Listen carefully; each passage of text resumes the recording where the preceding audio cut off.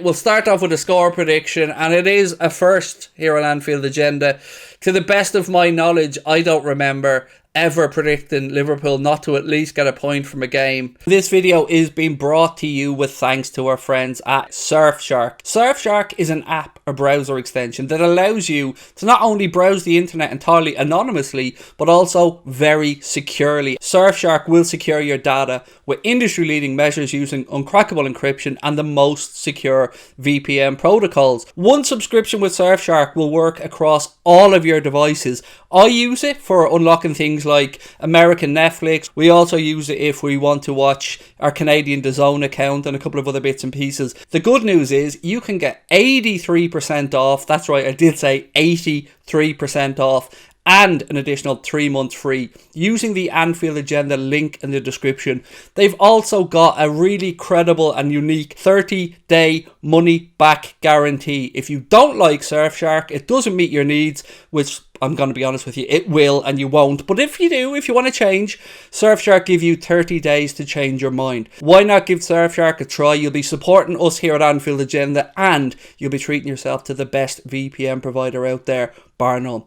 What's up, my friends? You're very welcome along to this Manchester City preview here on Anfield Agenda. Over the years, these have been the games that we thought are going to define Liverpool's season and potentially the title race or the title destination for that season. At this moment in time, I can't sit here with any confidence and say that that's going to be the case this season, but it does give us a chance to lay down a marker, I guess, or up our levels of performance. So what I'm going to do, as always, is try and take you through my guess at an 11 and a score prediction and all that stuff ahead of the game coming up this weekend. 4:30 kickoff. We will be live from our Twitch channel at 3:30 as always. Hope you guys can join us for the watch along. The link to that is in the description, by the way, if you want to come and give us a follow on Twitch.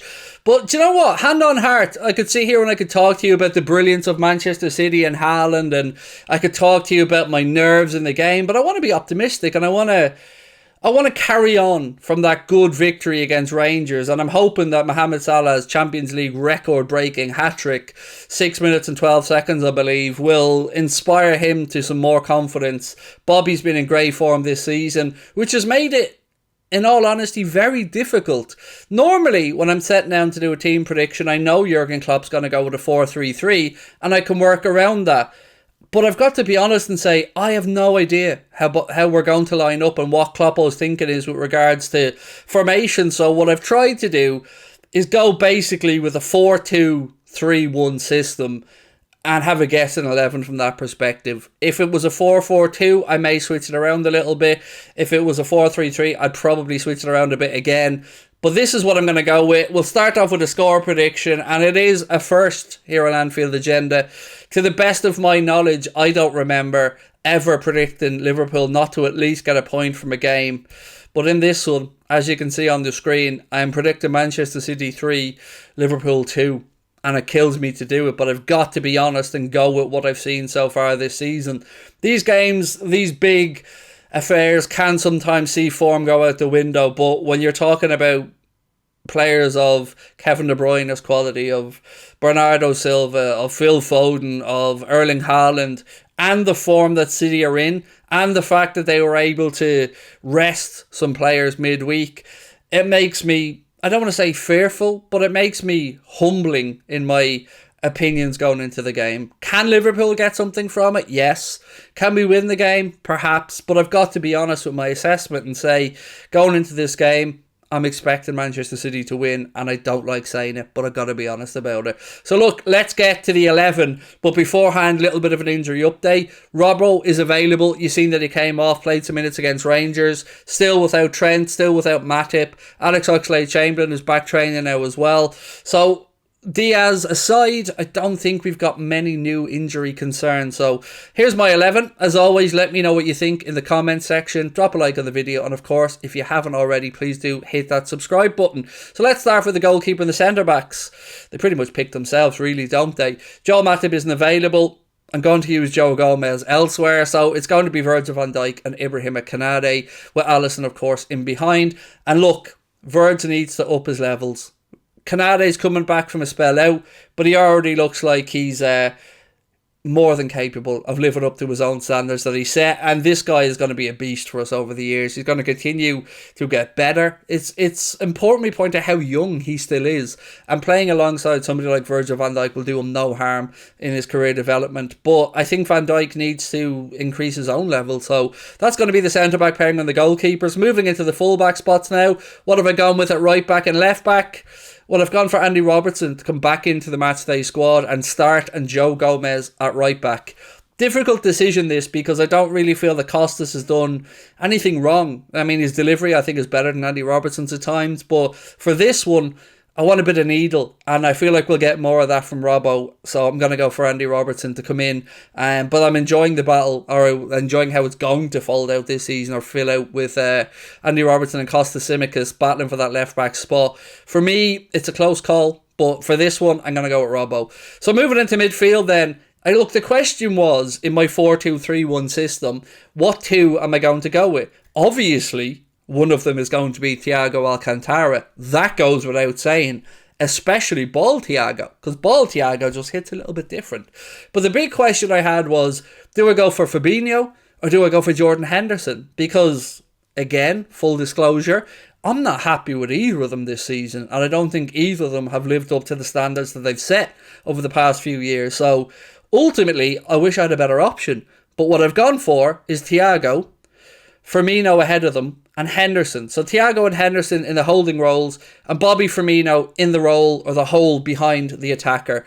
And anybody who doesn't include Bobby in their team, you got to be asking yourselves how, because he has been probably our most informed player. Certainly rediscovered his goal scoring form, and look, when Bobby scores and smiles, we all smile, don't we? So I love Bobby in the hole behind the striker, so that's what I've gone for. Thiago and Henderson as the holding midfielders, and Bobby Firmino as the attacking player ahead of them.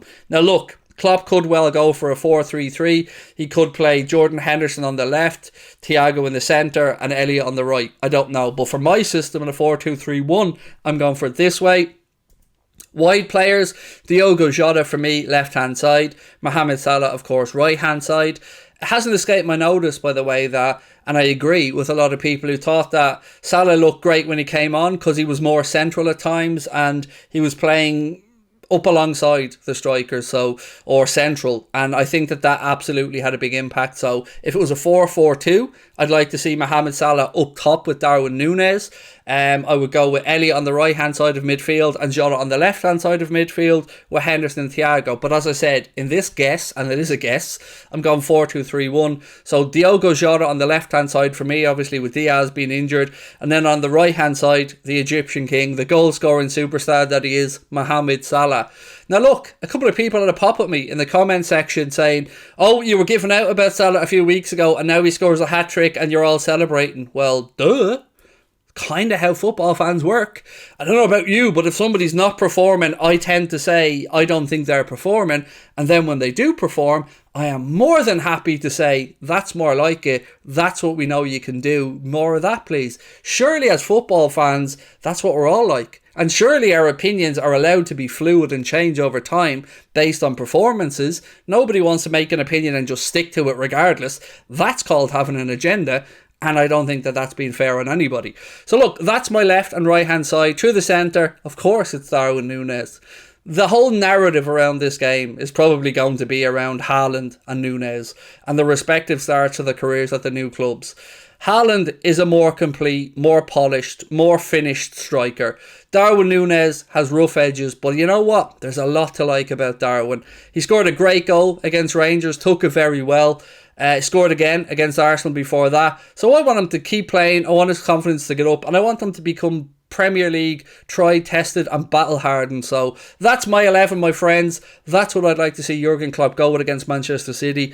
Again, I know it sucks that I've predicted Liverpool to lose, but I can't but be honest about my assessment of the game. If we get something from it, brilliant. If we don't get something from it, look, it's going to be a kick in the nuts. But ultimately, I think our battle this season in the league will be to make sure we get into the top four. And that in itself is going to be a challenge. So let me know your thoughts in the comment section as always. I look forward to seeing you guys on match day. And hopefully, when I'm on here on Sunday doing a match reaction, I've got something to sing about or something to be a bit more happy about. So look, have yourselves a cracking weekend. And I will see you Sunday. Much love. Bye-bye.